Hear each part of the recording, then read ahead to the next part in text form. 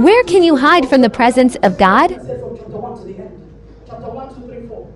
Now the Lord said to Jonah, I have an assignment for you. You have to go to Nineveh. So these people, I don't like what they're doing. I don't like the way they behave.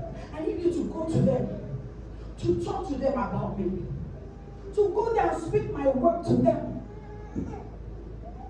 But you know what Jonah did? There was something he said at the end of chapter 4 that made me understand why he started running at the first place.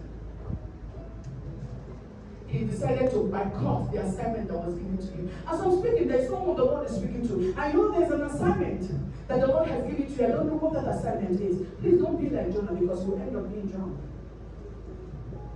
There is no other way to be happy in Jesus but to trust and obey him. You might not understand the way. You might not understand the path. You might not understand everything. But when you trust and obey, every other thing will be added to you. And Jonah ran away. And he thought he was hiding from the presence of God. And when he entered into the ship, you know what he did? He didn't come onto the ship. He went down and slept up there. But I asked a question, and I'm asking everybody here, where can you hide from the presence of God? That sheep before the presence of God is as open as the word open. He sees everything that is going there. And the wave started. God sends the wave. Because if God gives you an assignment and he loves you too much, he will wait for you. He will put the forces of nature to compel you to do it. And he ran. He ran. And the wave started.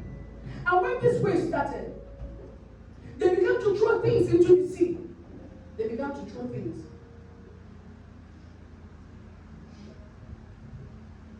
As they were trying, the more they were throwing, it looks as if the sea goddess was swallowing everything. But the question is, where can you hide from his presence? Where can you? Even in that filthy thoughts you have, even in that porn you're watching secretly, he knows everything. And the Bible said they began to cast out. They finally found him. And they asked him, what are you doing? Who are you? And he said, I'm there, I'm just running, I'm there doing something, I'm just sleeping, you know, all the story he told. And they cast the Lord. When the Lord fell on him, they told him, the Lord fell on you, who are you? Where are you coming from? He told them everything that is running from God. But where can you run? Rather, let me just tell you something. Be very careful of the friends you go out with. Because if you meet that one that is running away from God, if the person comes into your business will go wrong. Be very careful. Even in marriage, be very careful that you don't marry someone that is running away from God. Be very careful. They will put you in trouble. Unless you're spiritual enough to know that he's running and you want to help him come back. That is if he's willing to come back. Because Jonah entered into that ship, there was a big wave that would have broken that ship. Immediately they threw him in, there was peace. There was peace.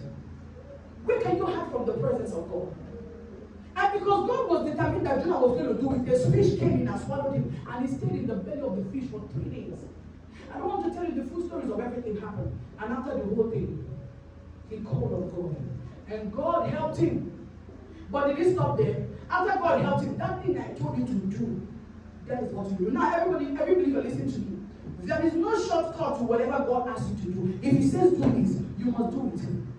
Every part of this world is covered by principles. In this world, there are systems ruling this world. If you want to achieve a particular thing, there is a principle that you have to obey.